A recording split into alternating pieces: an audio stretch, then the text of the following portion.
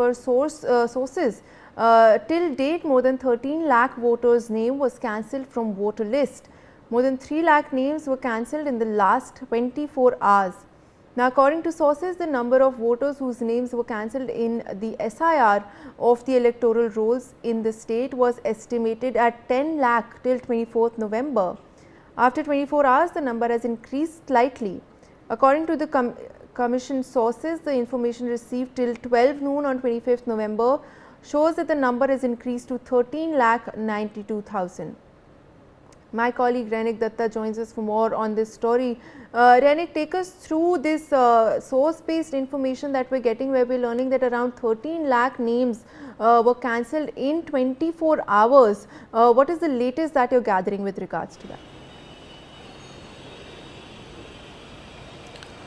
देखिए, पश्चिम बंगाल में एसआईआर लागू हो चुका है और जैसे कि इलेक्शन कमीशन के सूत्र के हवाले से खबर मिल रहा है कि पिछले दो दिनों में यानी मंगलवार तक टोटल 13,92,000 लोगों का नाम अभी तक जो वोटर लिस्ट है वो वोटर लिस्ट से कैंसिल हो चुका है। जैसे कि इलेक्शन कमीशन के सूत्र के हवाले से खबर है कि मंडे तक इसका संख्या था 10 लाख के ऊपर लोगों का नाम डिलीट किया गया था और उसके बाद ही मंगलवार सुबह 12 बजे के आसपास ही जो रिपोर्ट अभी तक आया है इलेक्शन कमीशन के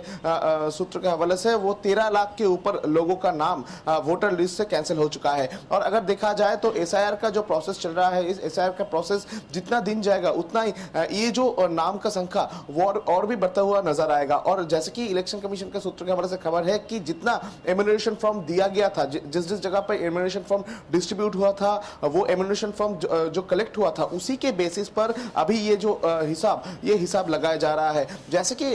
इलेक्शन कमीशन के सूत्र के हवाले से खबर मिल रहा है कि अभी तक करीब 13,92,000 लोगों का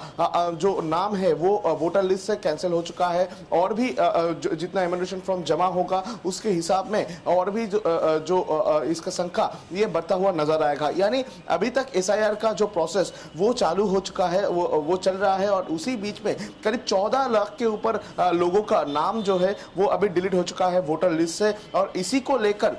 इलेक्शन कमीशन एकदम जोर से लगे हुए हैं कि किसी भी हालत पर सही प्रोसेस पर एसआईआर को कंप्लीट किया जाए, क्योंकि एसआईआर को लेकर बहुत सारे सवाल जो है वो इलेक्शन कमीशन के सामने आ रहा है। इलेक्शन कमीशन के पास बार बार से सवाल जो है वो तृणमूल कांग्रेस की तरफ से उठाया जा रहा है। तृणमूल कांग्रेस की तरफ से कल ममता बनर्जी की तरफ से एकदम ऐलान किया गया था कि किसी भी हालात पर इलेक्शन कमीशन की तरफ से जो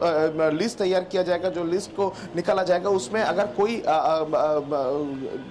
गलती रहे तो उसके लिए फिर से टीएमसी प्रोटेस्ट में उतरेंगे। तो इसी जगह पर एकदम पॉलिटिकल जब प्रेशर एक तरफ देखने को मिल रहा है, ठीक उसी सिचुएशन में इलेक्शन कमीशन के ऊपर सबसे ज्यादा इंपॉर्टेंट नजर है कि किसी भी हालात पर जो एसआईआर का प्रोसेस चल रहा है वो सही तरीके से चले, उसमें कोई प्रॉब्लम ना हो, वो एकदम